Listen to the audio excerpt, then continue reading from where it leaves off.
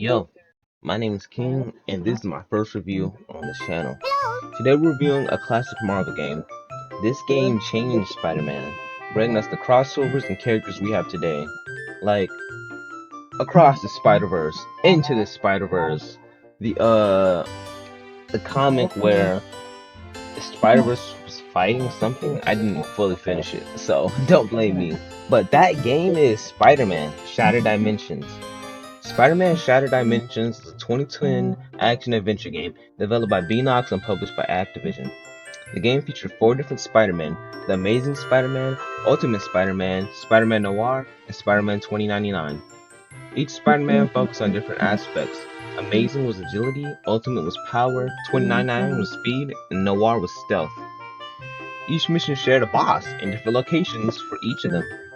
The game had 12 different missions, with 3 missions for each Spidey, well, an even experience for each Spider-Man. The game had a skill tree and some attacks exclusive to specific Spider-Man. It was honestly a cool thing to add, as some had web attacks, some can use those web attacks, specifically Noir.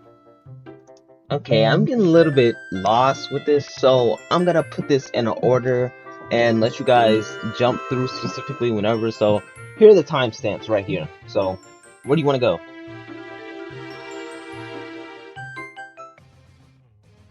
The plot of Spider-Man Shattered Dimensions is where the Amazing Spider-Man encounters with Mysterio at the museum, but their battle shatters fragments with the chance to destroy the entire multiverse.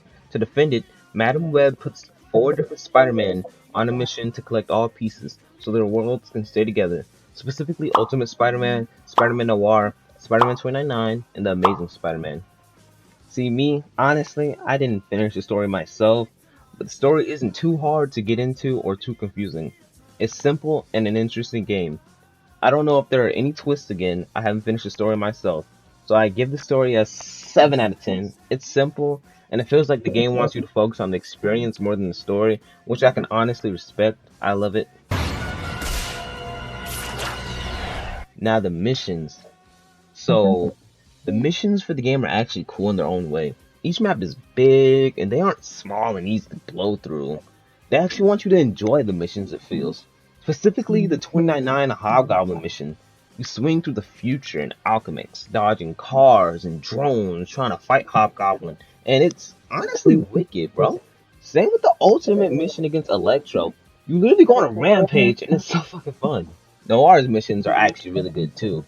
I don't care for really stealth missions in games, but like MJ's in the original Insomniac game, I didn't like that.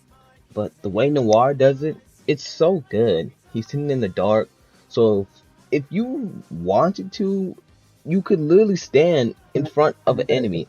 As long as you're not too close, you won't be spotted. If that's not one of the coolest things I've seen added to a game, even on the boss battle. If Hammerhead loses you and you run into the dark, he won't shoot you unless you're in his light. The missions are great themselves. It'd be hard to find someone who disagrees with me, so I give the missions a good 9 out of 10.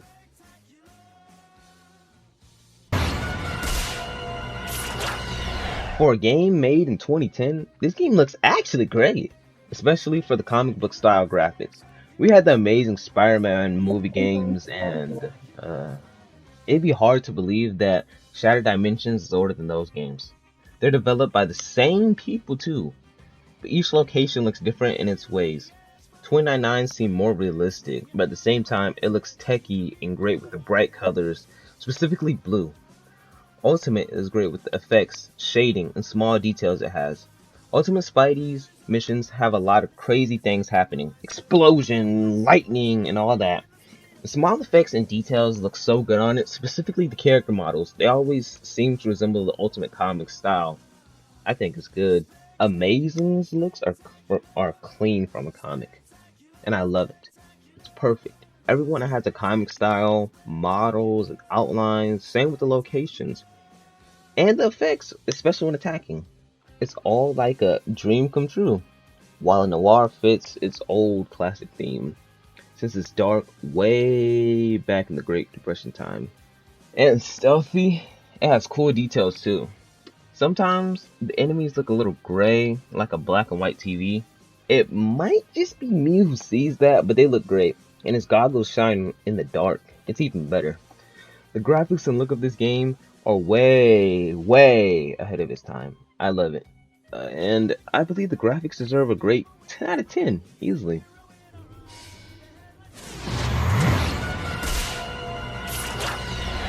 Okay, so we're going to be talking about the combat, specifically Amazing's combat. Amazing Spider-Man is more of an all-around, if I could say that. He feels as if he's everything from the other Spider-Men, excluding their amp-ups in their specific spots. He feels great, don't get me wrong, and I understand he isn't supposed to be shining, but in my opinion, he's great. He also does a lot of combos and looks, so I gotta give that to him. I love combos in games, so scratching what I recently said, he feels like the developers made him all about combos, instead of giving him power-ups, which is honestly great.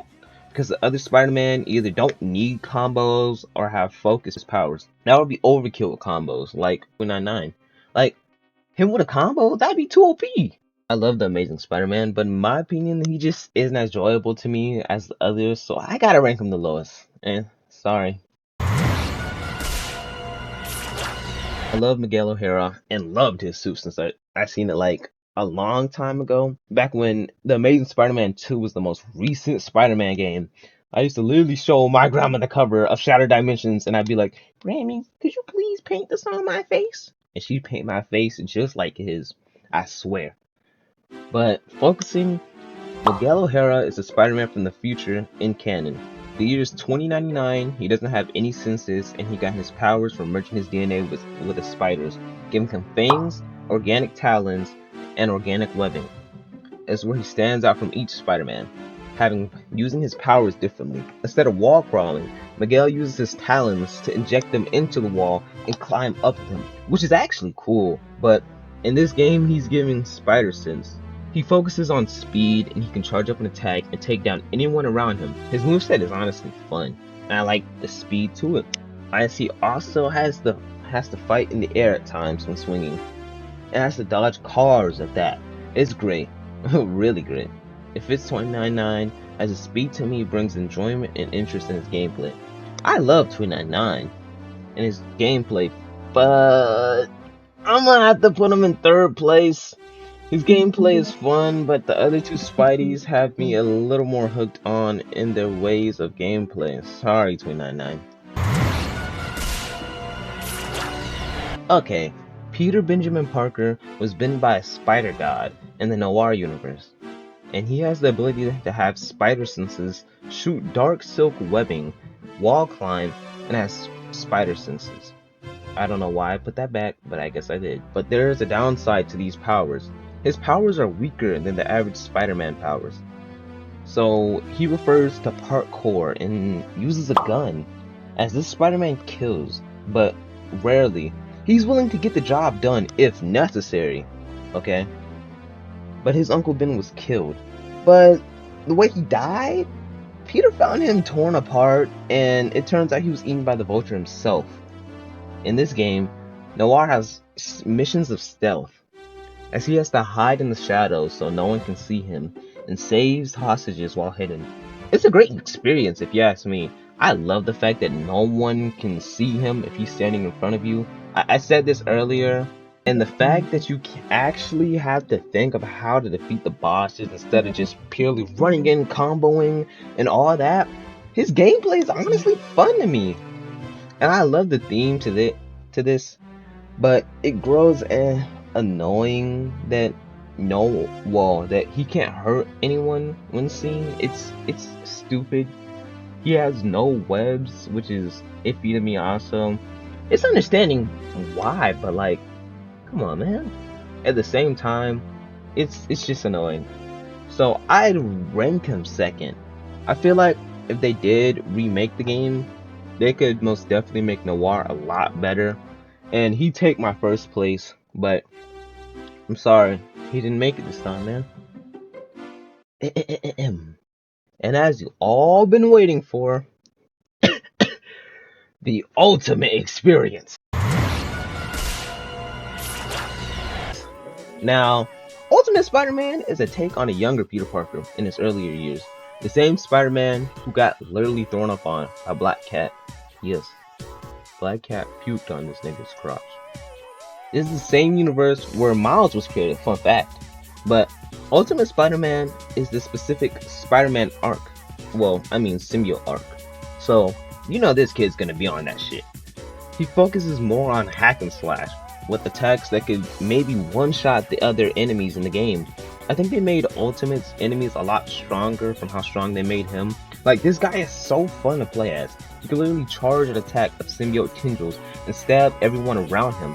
It's really cool for its time. Like, this dude even has a function called Rampage where he can freak out and just go crazy, bruh. And then you could charge it while attacking other people and stop it whenever. That's something I wish was in Spider-Man 2. He has more of a wide and close range attacks. Like, the dude could literally jump up, slam back down, and raise tendrils from the ground to you. It's cool. And his entire gameplay is perfect to me too. I love heavy hitters and fast attackers that just destroy shit. It's perfect. His world has so many effects and so much is happening. Literally, Deadpool shows up. And he has explosions almost every mission, bro. And it's so cool. And he casually bombed his enemies? Like, bro, he gave that dude Electro like that.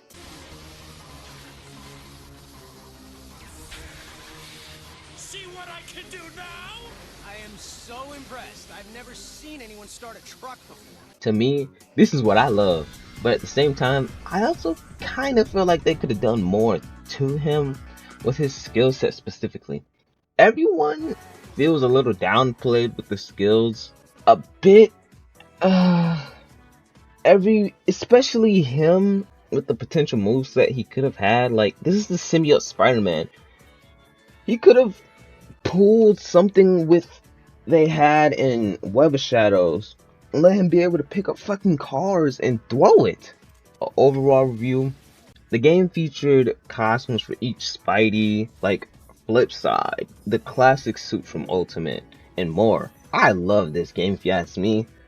I need to put more time in so I can give you guys a better review. Sorry if I missed and you guys didn't like my opinion, but I promise, give me like a week or 2 or 3 and I'll give you guys a better review. But the entire feel of this game is perfect to me. I've been waiting almost like 5, 7, 10 years to play this. I'm 15 now. The last 2 years, I've been begging my parents to spend $100 on Amazon to get me this game for my 360. But I got a PC and I got it. And I love it, bro. I highly recommend playing it for all Spider-Man fans, especially ones who enjoy the PS4 games.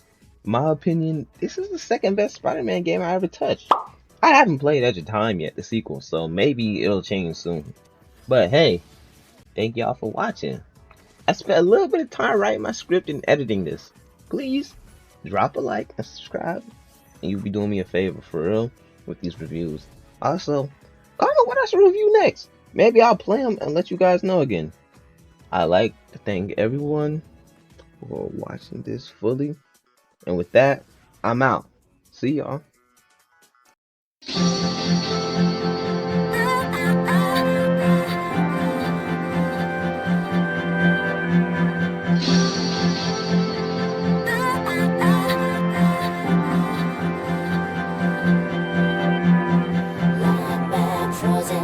No shoutout, no side hearts, and mercy.